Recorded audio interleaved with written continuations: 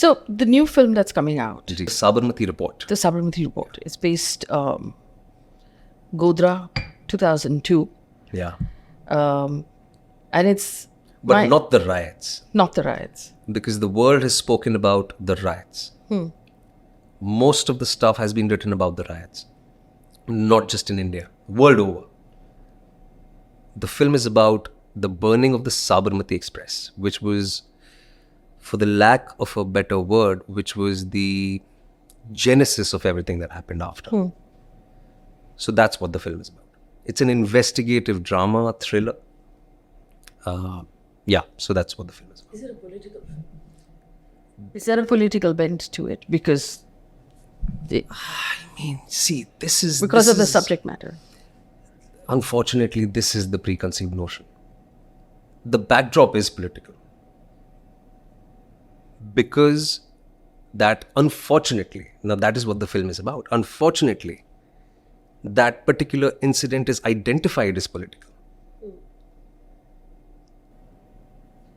The backdrop is political, but what we are talking about is... What we are actually talking about are those 59 people who died.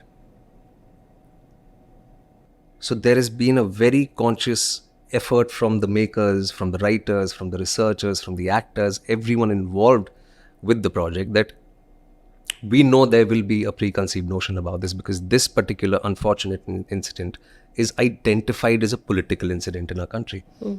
We've taken it on the chin, knowing that we are going to get into deep water. But we want to talk about it through a human lens. And such is life, or such are things that, you know, what could be my reality, what my reality is, could be your propaganda, and vice versa. But as I said, you know, you have to go out there, tell the story. Cannot be bogged down by what the other person thinks or feels. The idea is to go out there and tell a story. So if I have to answer your question,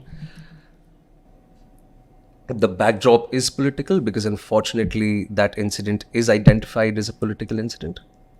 But what we are primarily speaking about is the role of the media, especially from 2002 to 2008-9, what the fourth pillar of our democracy did, what the many committees that sat down, the many renditions, many rumors, the many stories that circulated, it's all that. When you heard this script and you decided that you would be part of this project, I'm assuming there's a story there. Yeah. Did you think that could it be seen as justifying the riots that happened after? Absolutely not. Okay. So you Tell need me to that see- story. You need to see the film for that. Okay. And I'm absolutely sure of the fact that it is not as... The film is not as...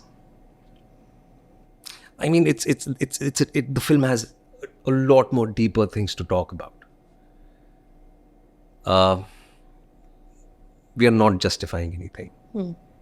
We don't want to. And we are not those kind of people. We want to go out there, talk about what nobody spoke about. So when the film was offered to me, I was honestly, the first reaction that I had, I was a little apprehensive.